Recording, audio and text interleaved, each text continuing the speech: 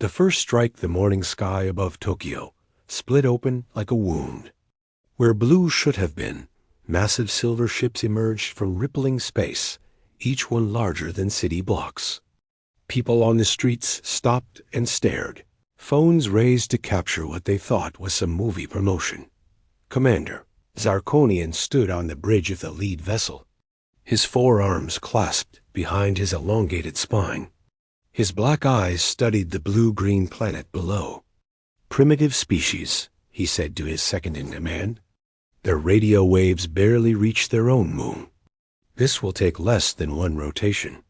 He was wrong. The first plasma beam hit Beijing at 9:47 a.m. local time. The ancient city's skyline vanished in white fire. New York followed 3 minutes later, and London, Moscow, Mumbai.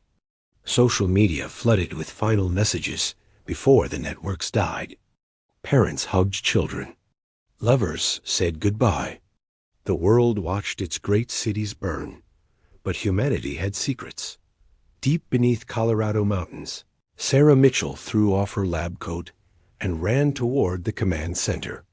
The former Marine's military instincts kicked in before her scientific mind could process what was happening. The underground facility shook as something massive hit the surface above. Dust fell from reinforced concrete ceilings. "Status report," she shouted, bursting through blast doors. "Multiple orbital contacts," a technician replied, hands flying over controls. "They're hitting every major population center simultaneously." Sarah's jaw tightened. 10 years ago, she'd left the Marines to study xenobiology, hoping for peaceful first contact. This wasn't what she'd imagined. Across the Pacific, Chun Wei crawled from the rubble of what had been the Beijing military command. Blood ran down his face, mixing with concrete dust. Half his unit was gone, vaporized in the first strike. The strategic analyst had wargamed hundreds of invasion scenarios, but none included enemies who could appear from nowhere. "Survivors to me," Chun called out in Mandarin. Soldiers emerged from debris, some carrying wounded comrades. Underground tunnels now. Move. They'd learned to fight guerrilla wars from history. Time to remember those lessons. High above Earth's chaos, Admiral Jung-hoon watched from humanity's best-kept secret, Luna Station, hidden on the moon's dark side for 20 years. The Korean officer's weathered face showed no emotion as Earth burned on his screens. His crew waited for orders, hands hovering over weapons controls nobody outside this room knew existed. "Sir?" his weapons officer asked quietly. Jung-hoon nodded once. "Activate orbital defense grid. All platforms. Target the largest ships first." Zarkonian was reviewing casualty projections when his ship lurched violently. Warning lights blazed across the bridge. "What's happening?" he demanded. "Orbital weapons platforms, Commander." They were hidden, powered down. "We're taking heavy fire." "Impossible." The Council's intelligence said humans had barely reached their moon. But outside the viewports, Zarkonian watched 3 of his finest warships break apart under railgun bombardment. Kinetic rounds traveling at fraction of light speed punched through shields designed for energy weapons. Return fire. Destroy those platforms. But more kept activating. Disguised as communication satellites, space debris, even small asteroids, humanity's secret defenses came online. In the first 10 minutes, 30% of the invasion fleet became expanding clouds of metal and gas. On Earth, Sarah watched the tactical display with grim satisfaction. "They thought we were helpless," she muttered. The facility's quantum communicator crackled to life, similar bunkers reporting in from around the globe. Humanity's contingency plans, decades in preparation, were activating. Chun's group had reached the old subway tunnels when his military tablet buzzed with encrypted message. "Phoenix protocol active. Resist, survive, retaliate." He smiled coldly. The aliens had made a mistake.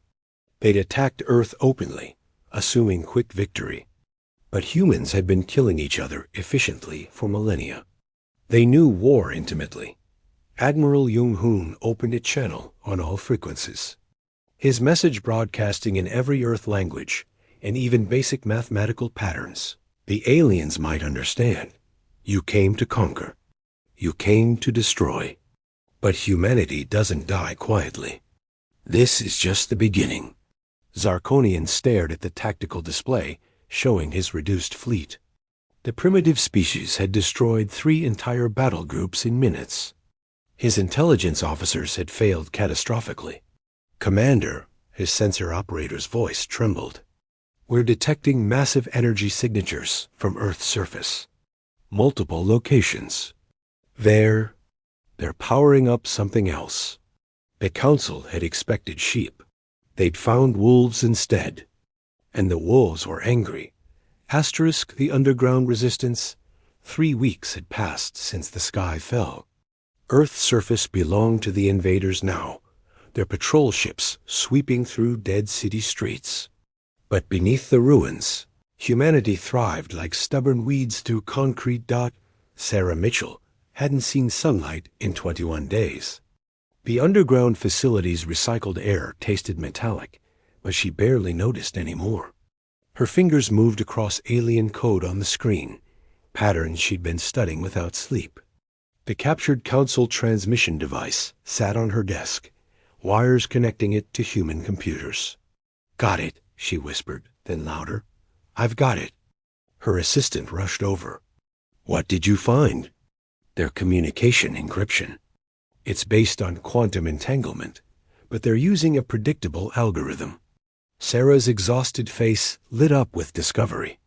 Every ship in their fleet shares the same base frequency. And look here. She pointed at wavelength patterns. Their shields fluctuate when they pass through Earth's magnetic field. They can't compensate for our planet's irregular magnetic poles. Above ground in Seoul's ruins, Min-jun crouched behind a destroyed car, laptop balanced on his knees. The 22-year-old hacker's fingers flew across keys, breaking through another alien subnet. His rainbow-dyed hair was now mostly grown out black, no time for fashion in the apocalypse. Almost there, he muttered to his team. 3 other resistance fighters watched the street while Min-jun worked. The alien patrol would circle back in 4 minutes. The screen flashed green. I'm in their supply depot mainframe. They're storing weapons 2 blocks north, underground parking garage. And wait. His eyes widened. They're bringing something called Extinction Protocol equipment tomorrow. Whatever that is, sounds bad. In Beijing's subway tunnels, Xun Wei studied his hand-drawn map by candlelight. 53 successful ambush sites marked in red. 22 lost squads marked in black. The ratio was improving, but not fast enough. Commander Chun, a young soldier, reported. Dr. Seo-yun has arrived from the medical station. She says it's urgent. Seo-yun entered the makeshift command post, her medical coat stained with purple alien blood. The Korean doctor's usually gentle face showed excitement despite exhaustion. Chun, I've discovered something. The alien bodies we've examined, their immune systems can't handle Earth bacteria. Simple E. coli is lethal to them within hours. Chun's tactical mind immediately saw possibilities. Biological warfare? Better, natural immunity. They can't occupy Earth long-term without full environmental suits. Every breath of our air is potentially deadly. She held up a vial of murky water. This is from the Seoul sewers. To us, it's dirty water. To them, it's poison. Across the globe, similar discoveries were being shared through quantum-encrypted networks. The aliens had superior technology, but Earth itself was fighting back. Admiral Jung-hoon coordinated from Luna Station, watching resistance cells bloom across his tactical display. Phoenix cells reporting in. London Underground has 2,000 fighters. New York sewers hiding 800. Moscow Metro network fully operational as base. His communication officer looked up. "Sir, incoming transmission. Unknown origin, but using our encryption." The screen flickered. An alien face appeared younger looking than others they'd seen, with green-tinted skin instead of the usual gray. The creature spoke broken English. "I am Zex, Junior Technical Operator. Council Fleet. I ... help. Council wrong. Humans not primitive. Council afraid now." Sarah was patched into the conversation immediately. This could be a trap. Maybe, Jung-hoon agreed. But what choice do we have? Zex continued, Council bringing Commander Zircon. Very bad. He ended 3 species before. Burns entire planets. Arrives 7 rotations. Min-jun, monitoring alien networks, confirmed it. Massive fleet movement detected. 3 times bigger than first wave. Chun's voice joined the quantum conference. Then we stop hiding. We hit them before reinforcements arrive. With what? Someone asked. We've lost most of our military. With Earth itself, Sarah said suddenly.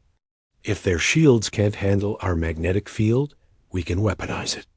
Every resistance cell has access to industrial electromagnets. Car junkyards, medical MRI machines, industrial sites. We turn them all on simultaneously, create localized magnetic storms.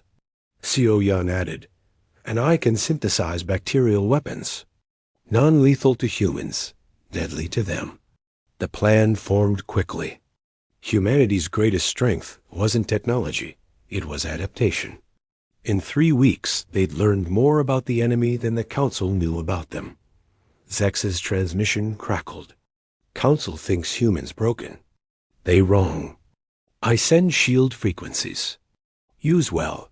As the connection ended, Admiral Jung-hoon stood. All cells, prepare for Operation Counterstrike. In 48 hours, we remind them Earth is our home. And we're taking it back. Underground, humanity prepared to surface. The resistance was about to become revolution. Asterisk humanity's secret weapon Admiral Jung-hoon stood before the massive blast door that hadn't opened in 5 years. Behind it lay humanity's greatest secret, one that only 47 people on Earth knew existed. His palm pressed against the biometric scanner. Authorization. Thunder Sky. Jung-hoon, Admiral. Code Black Phoenix Rising. The 20-foot thick door groaned open, revealing a hangar that stretched beyond sight. Inside, sleek black vessels sat in perfect row ships that looked nothing like human design because they weren't. They were hybrid technology, reverse engineered from the Roswell crash, the Phoenix Lights, and dozen other weather balloon incidents over the past 70 years. Project Thunder is operational, he announced to the assembled pilots. Today, we show the Council that humanity has been preparing for this day longer than they imagine. On Earth, Sarah Mitchell worked frantically in her lab, integrating Zex's shield frequency data with their magnetic field weapons. The alien defector had risked everything sending this information. His data revealed something stunning. The Council's technology had a fatal flaw. Their ships operated on harmonic resonance. Disrupt the harmony, and their systems cascaded into failure. It's like a house of cards, she explained to her team. Pull one frequency, everything collapses. We just need to hit them with the right electromagnetic pulse. In orbit, Commander Zircon arrived with his extinction fleet. Unlike Zarkonian S overconfidence, Zircon studied the tactical reports carefully. His 4 eyes narrowed at the casualty figures. 30% losses to a primitive species? His voice was ice. Show me everything. Below, Min-jun infiltrated deeper into alien networks, now with Zex secretly helping from inside. The young hacker discovered something horrifying in their database's planet-killer weapons. Devices that could crack Earth's crust like an egg. Chun, we have a problem. Min-jun's voice crackled over comms. They're positioning a weapon that can destroy entire continents. It'll be charged in 6 hours. Chen Wei stood in Beijing's ruins with his fighters. 300 resistance soldiers had gathered, carrying improvised weapons and stolen alien tech. But now they faced annihilation. Then we attack in 5 hours, Chen said simply. Send coordinates to all cells. Su Yihan had spent 3 weeks developing her bacterial weapon. Now she loaded canisters into makeshift rockets. Each one contains billions of Earth bacteria. When they explode in their ships, it'll be like throwing plague bombs into medieval castles. The coordinated assault began at dawn. First, Jung Hoon's Thunder Squadron launched from the moon. 37 hybrid fighters, invisible to Council sensors, screaming toward Earth at impossible speeds. Their pilots had trained in secret for a decade, learning to fly technology that shouldn't exist. Thunder 1 to all units, Jung Hoon's voice echoed. Weapons free. Show them human engineering. The hybrid ships unleashed weapons that merged human creativity with alien technology, railguns firing nuclear-tipped rounds, plasma cannons powered by fusion reactors, and most devastatingly, quantum torpedoes that phased through shields before detonating. Zircon's bridge erupted in chaos. Where did they come from? How do they have our technology? On Earth, every resistance cell activated their electromagnetic weapons simultaneously. MRI machines overloaded, creating localized magnetic storms. Industrial electromagnets pulsed in sequence. The planet's magnetic field itself seemed to rebel against the invaders. Council ships began falling from the sky, their shields flickering and dying. Sarah watched the data streams. It's working. Their harmonics are breaking down. Chen led the ground assault in Beijing. Resistance fighters emerged from tunnels like angry ants, launching Su Yian's bacterial weapons. The canisters exploded inside Council positions, releasing invisible death. Alien soldiers began collapsing within minutes, their bodies unable to cope with Earth's microscopic defenders. For Earth, Chen shouted, leading the charge with a captured plasma rifle.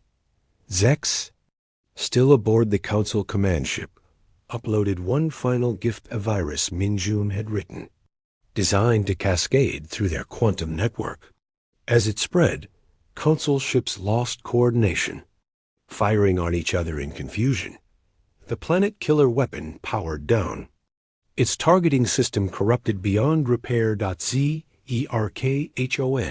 watched his extinction fleet become extinct itself. In 4 hours, humanity had revealed technologies the Council never suspected, used Earth's biosphere as a weapon, and turned their own systems against them. Impossible, he muttered. They're just primitives. Zerkhonian, wounded but alive, responded weakly. No, Commander. We underestimated them. They've been warriors longer than we've been spacefaring. We thought technology meant superiority. They proved creativity beats power. Admiral Jung Hoon opened a channel to the Council fleet. You have 1 hour to retreat. Next time, we won't give warnings. The tide hadn't just turned. It had become a tsunami. The tide turns. The Council fleet hung broken above Earth, half their ships disabled or destroyed. But Zerkhon wasn't retreating. In his command ship's war room, he activated the final protocol, one that would destroy both Earth and his own fleet if necessary. If we cannot have this world, no one will, he declared, pressing his palm against the doomsday console. Xin Wei stood in the ruins of the Beijing Capitol building, now their forward command post. His uniform was torn, face scarred from 3 weeks of urban combat. Around him, 2,000 fighters waited for orders. Chinese military, American Marines who'd survived the first strike, Russian Spetsnaz, all united under Earth's banner. They're not leaving, his lieutenant reported. Satellite imagery shows them regrouping for massive strike. Chen looked at his fighters. These weren't soldiers anymore. They were humanity's fury incarnate. Then we end this. All units, Operation Skyfall begins now.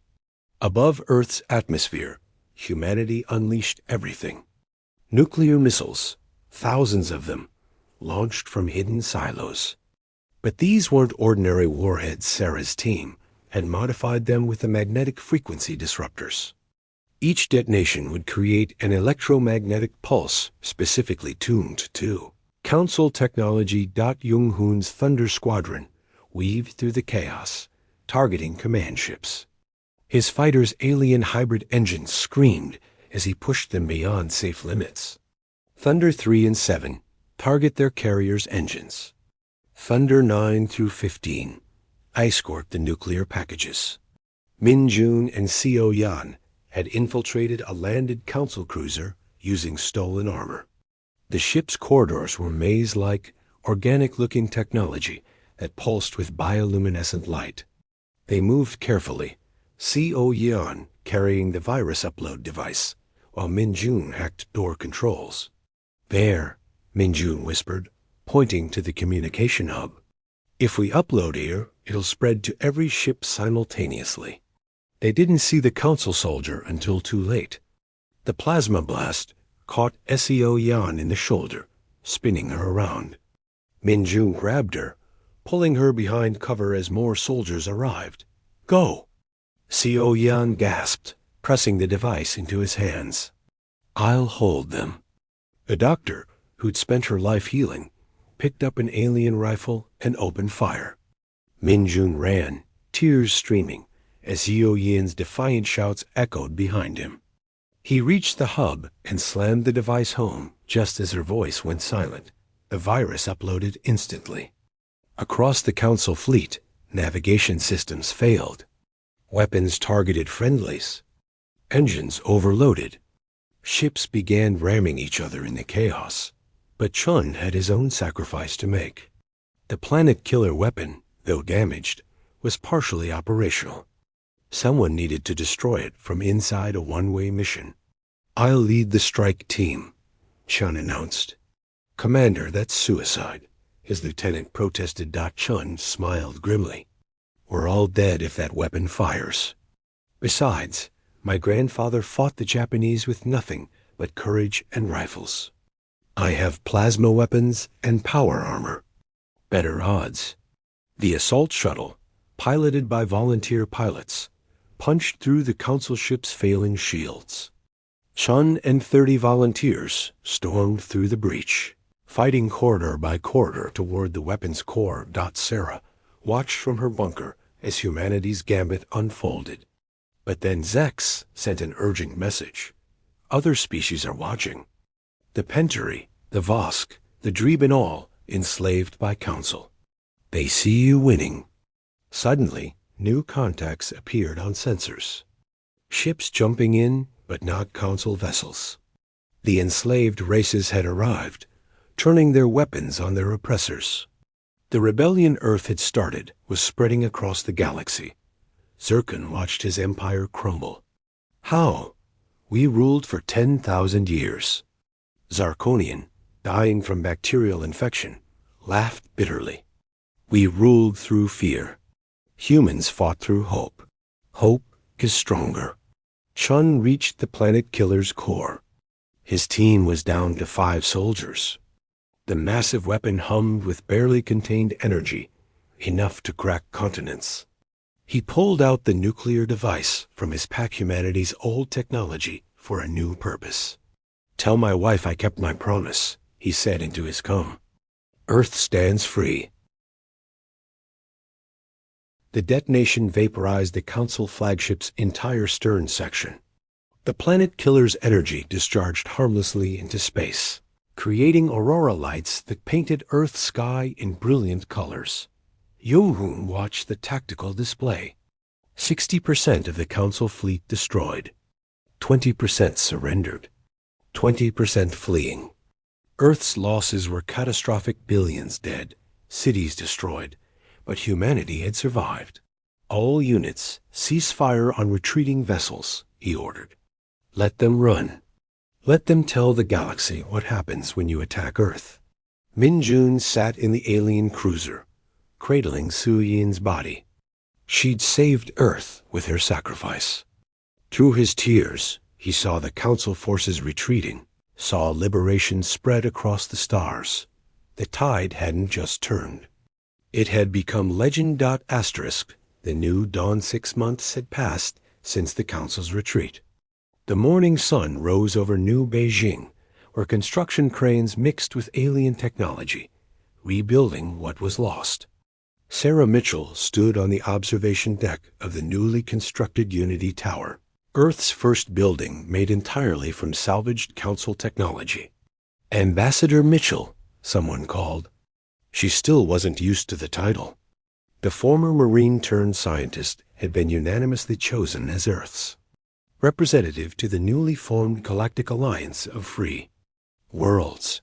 The Pentary delegation has arrived. Her assistant informed her. Zex is with them. Zex had changed since defecting.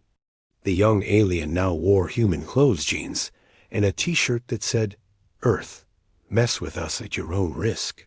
His green skin had grown healthier from exposure to Earth's sun, something that would have killed him without Co Yan's immunity treatments.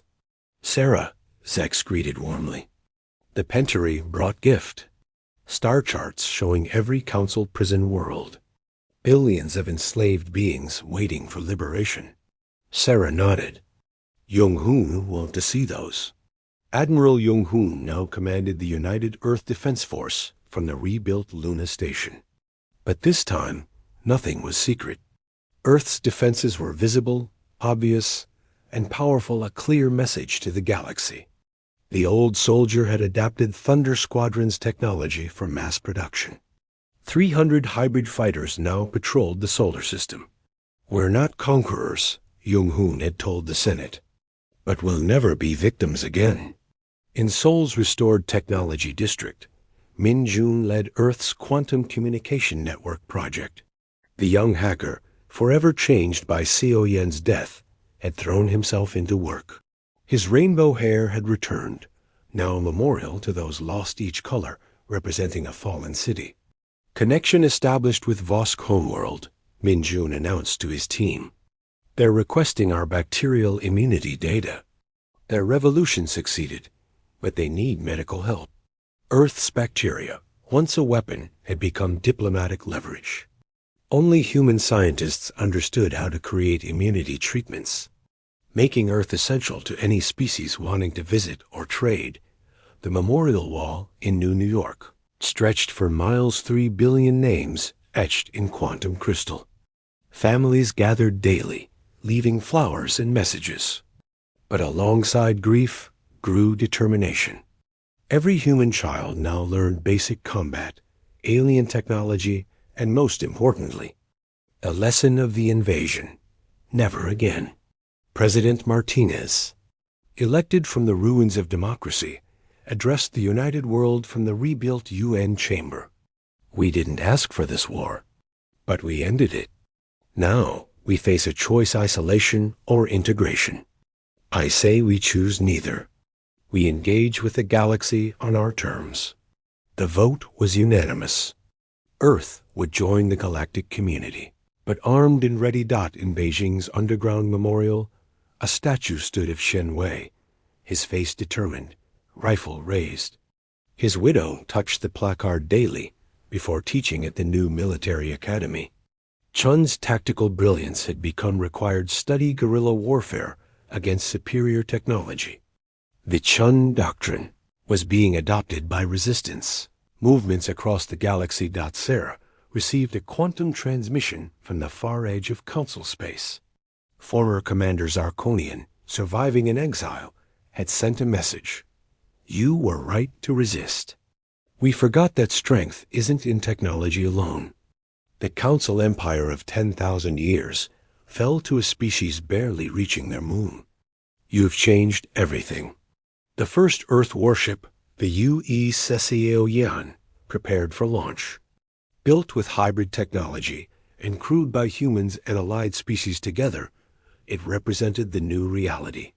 Captain Thompson, one of Jung-hoon's Thunder pilots, took command. "Our mission is exploration and protection," she announced to her mixed crew. "We find Council remnants. We offer choice surrender or face Earth justice." Min Jun had decoded Council archives, revealing locations of hidden weapons, secret bases, and imprisoned species. Earth's message to them was simple: "We're coming to free you." Zek stood with Sarah as they watched the warship launch. "Your species confuses many," he said.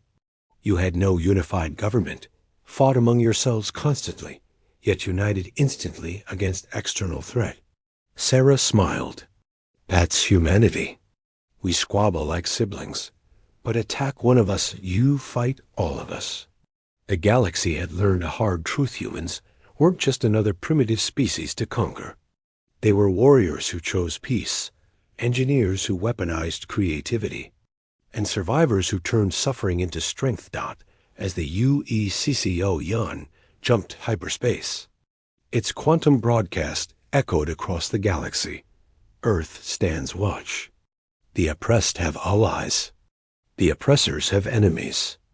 We are humanity. We remember. We resist. We rise." The Council thought they were attacking prey. They learned too late they had awakened Earth's sleeping giants, and the giants were angry. The end ****.